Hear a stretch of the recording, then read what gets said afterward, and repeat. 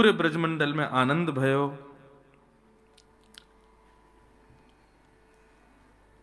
नंद बाबा ने खूब लुटायो। ढाणी को आयो, ढाणी के को नंद बाबा ने खूब प्रदान कियो। मेरे मन आनंद भयो, ब्रजराज ही याचन आयो। अपने अपने मन को मतो, कह परिवार सुनायो। ढाणी को आज नंद बाबा के यहाँ आयो है। ये ढाणी को कौन है भैया?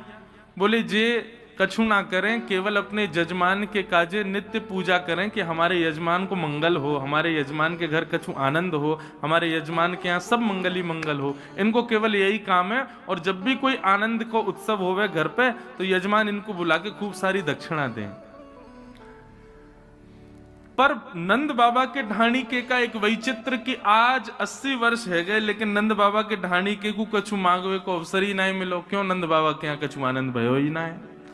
फिर भी नंद बाबा वाक को विचार करके कछु ना कछु वा के घर भेजते रहे, लेकिन वहां से वाकू सुख ना मिले। वाकू यही लगे कि भैया नंद बाबा के कछु लाला होए, कछु उत्सव होए, तब मैं मांगवे जाऊं, अधिकार से मांगवे जाऊं।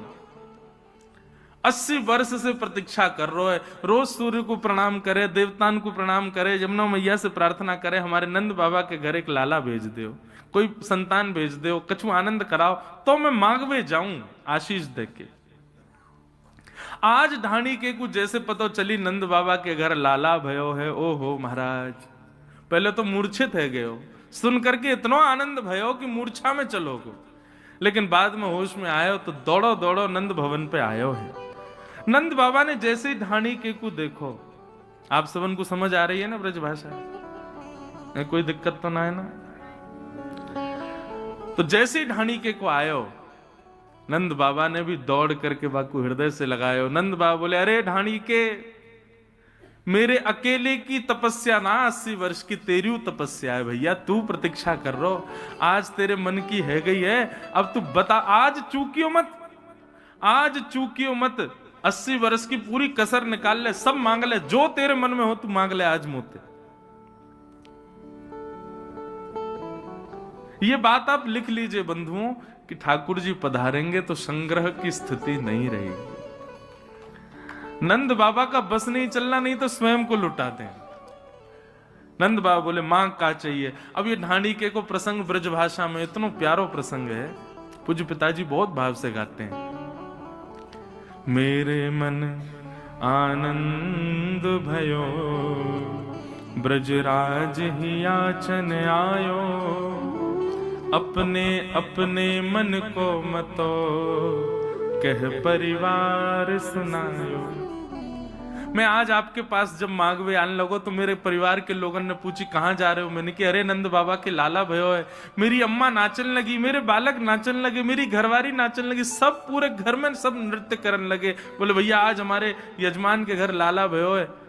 सबन ने अपनी अपने भाव रखे, कछु कछु मांगो है, मैं आपकी आज्ञा हो तो बताऊं। नंद बाबा बोले हाँ बता, कहा चाहिए? बोले तेरे तात कहो समझाए राय सो, जाए आशीषा दीजे। मेरे बड़े भैया ने कहिए कि भैया नंद बाबा के लाला को मेरी तरफ से आशीर्वाद दियो और बधाई में मेरे काजे कहा लाएगो? बोले कहा लाऊं? बोले 200 भैंस दूध मन मन की, मेरे काजे लीजो। 200 भैंस लेके आई और कैसी भैंस? बोले एक भैंस के नीचे 1 मन दूध हो, मतलब एक भैंस 1 मन दूध देती हो। नंद बाबा बोले ए ढाणी के, तेरी उम्र कितनी है गई? बोले 100 के आसपास। और तेरे भैया की? वो भैया चल लो होगो 150 के आसपास। अब भैया द्वापर में तो बड़ी उम्र होती सबकी। बोले 150 की उम्र में 200 भैंसन को दूध पी के कहां जाएगा भैया? और 1 मन दूध एक गई, एक भैंस थे, 200 मन दूध रोज होगा तेरे घर में, कहा करेगो भैया या को? बोले व्यापार आदि करेंगे। बोले देख भैया हम लोग सात्विक लोग हैं, भैंस वैंस ना पालें, हमारे घर पे भैंस तो है ना है, और दूर दूर तक ब्रजमंडल में कोई भैंस है ही ना है। ठीक है तेरे भैया की ज्यादा ही इच्छा है तो कहीं से मंगवा के वाकू भिजवा देंगे। ठीक है 200 भैंस देंगे। और बता कहा चाहिए तो? बोले मैं अपने बड़े भैया की बात मान के आने लगो, इतने में ही तापाछे आछे समझाए तिनके जेठे भैया, वाके काजे दीजो बाबा सुभग 700 गैया। मेरो एक और बड़ो भैया है, वातू बड़ो भैया। नंद बाबा बोले बाकी उम्र कितनी है? बोले वो 200 साल को है गो। बोले वाह, 200 भैंसन को दूध ये बीचवारो पीवे को, 700 गैया को दूध वो बड़ो बारो पीवे को, 700 गैया चाहिए? बोले हाँ चल भैया गैया तो हम देंगे, गैया तो तू चाहे 700 नहीं तू 7000 ले जा। 9 लाख गाय है नंद बाबा के भवन में। ठाकुर जी अरे गेरे ना भाई भैया, खूब सोने की चम्मच मुंह में आइए सीधे, ऐसे घर में आए ठाकुर जी। और लाल जी भैया विचार ना करें, तो हमारा विचार है, ब्रज के कोई भी व्यक्ति गरीब नहीं है, ब्रज पूरा समृद्धवान है। और समृद्धवान किस भाव से? ब्रज में धन लक्ष्मी तो महाराज लोटी पड़ी रहे ब्रजमंडल में, लक्ष्मी तो ऐसे ही लोटी भई है। ब्रज के लोग तो भाव और प्रेम के समृद्धवान है। ब्रज के लोगों में जैसो प्रेम है, जो कहीं ना मिलेगा आपको।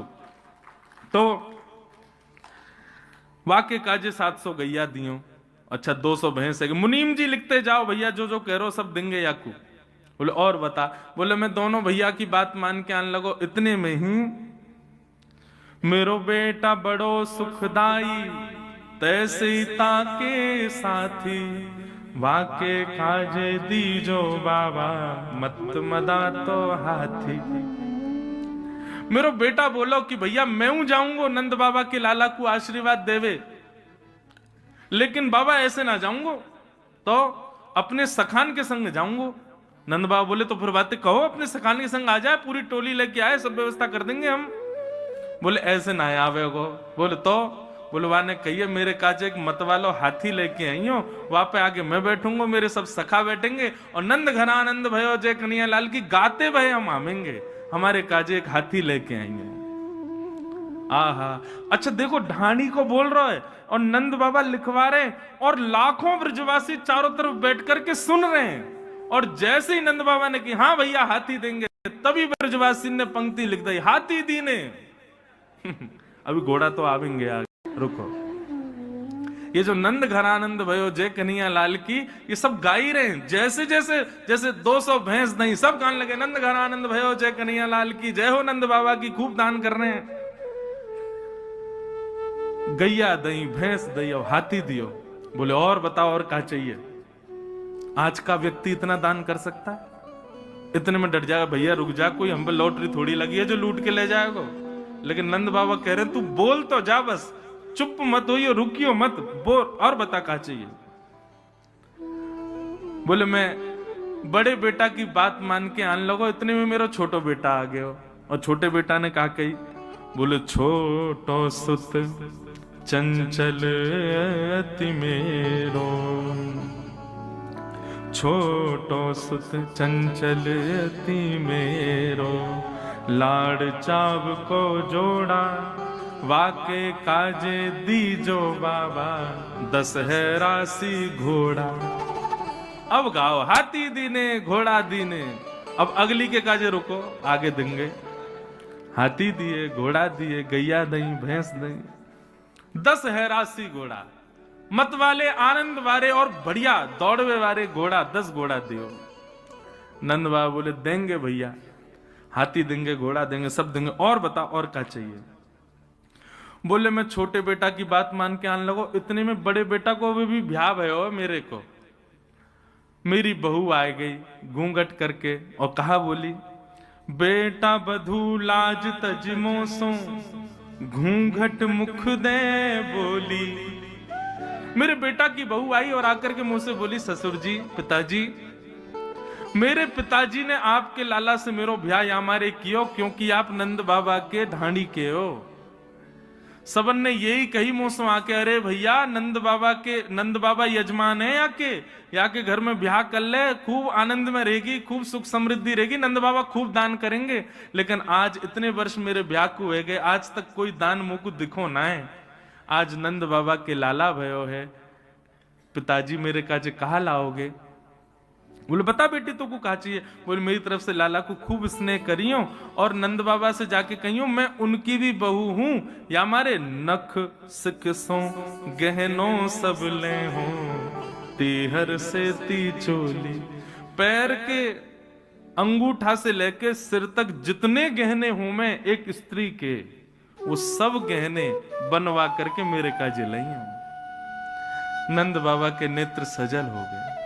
अरे ढाणी के, तेरी बहू तो हमारी बहू है। मुनीम जी सुनार को बोलो जावे और जाके बहू को पूरा नाप लेके आवे और जैसो वाकु प्रिय हो वैसे वाके काजे गहने भिजवा। ब्रजवासियों के नेत्रों में अश्रु आ रहे हैं कि आज नंद बाबा कितने प्रसन्न हैं। अच्छा, कई बार क्या होता है बंधुओं कि कई घरों में पुरुष ज्यादा उदार मना होते हैं तो पत्नी हाथ बस अब ठीक है इतना ही करो, अब कहां इतना लुटा रहे हो। लेकिन यहां पर यशोदा जी ऐसी नहीं है। अभी सुनना आगे क्या हुआ। बहू की बात मान करके मैं जैसे ही आगे आने लगो इतने में कहा भयो, बोले मैं बेटान की बात, बहू की बात, भैयान की बात मान के आने लगो इतने में एक इकलौती बेटी है मेरी, बेटी एक लाडली मेरी, चलत आए भाई ठाड़ी और कहा बोली पिताजी मैं हूं चलूंगी आपके संग। मैंने की चल लाली तू भी चल। बोले ना ऐसे नहीं जाऊंगी तो। बोले सहित कहार पालकी ले हूं, सोजो भरियो गाड़ी। नंद बाबा ते जाके बोलो सुंदर सी सोने की पालकी बनवावेंगे, 4 कहार उठावे वारे वाके सहित पालकियां भेजेंगे, तब मैं सज धज के पालकी में बैठ के तब जाऊंगी लाला से मिलने। और वो पालकी सदा मेरे पास ही रहेगी, 4 कहार भी यहीं रहेंगे। ऐसा दान मांग के आएंगे। नंद बाबा बोले देंगे भैया, पालकी तुरंत निकलवाओ। एक सुंदर पालकी तैयार करी, 4 कहार तैयार, वो जाओ ढाणी के घर और या की लाली को बढ़िया लेके आओ, सब प्रेम से हमारे लाला को आशीष देवे आवेगी। तब ब्रजवासियों ने कहा पालकी दीनी, हाथी दीने, घोड़ा दीने और दीनी पालकी, पालकी प्रदान करी। अच्छा लाला और बता, और कोई रहतो ना गयो तेरे घर में? बोले हाँ एक रह गयो। बोले कौन? मेरी अम्मा, मेरी मैया। नंद बाबा बोले अभी अभी बैठी है तेरी मैया? तू 100 वर्ष को, तेरो भैया 150, बड़ो भैया 200 वर्ष को, मैया कितने साल की होगी? बोले मैया तो अभी 400 वर्ष की है गई होगी। वाह, बिना दांत वाली मेरी मैया आई और आकर के मुंह से कहा बोली माता कहो दही धर आगे, सुन बेटा मेरी सीख। मेरी मैया ने मेरे आगे दही को एक मटका धर दिया और मोते बोली मेरी बात सुन के जा।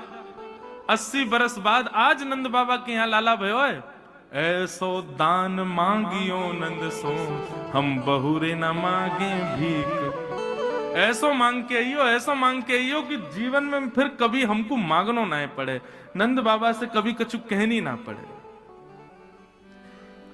ऐसो दान मांग के आइयो। नंद बाबा बोले अरे भैया तेरी मैया की बात हम निश्चित मानेंगे, सब चीज दुगनी दुगनी करके देंगे। 200 नहीं 400 भैंस देंगे, 700 नहीं 1400 गैया देंगे, 1 नहीं 2 पालकी देंगे, 1 नहीं 2 हाथी देंगे, 10 नहीं 20 घोड़ा देंगे, सब चीज दुगनी दुगनी देंगे तो को। और कोई रह तो ना गयो?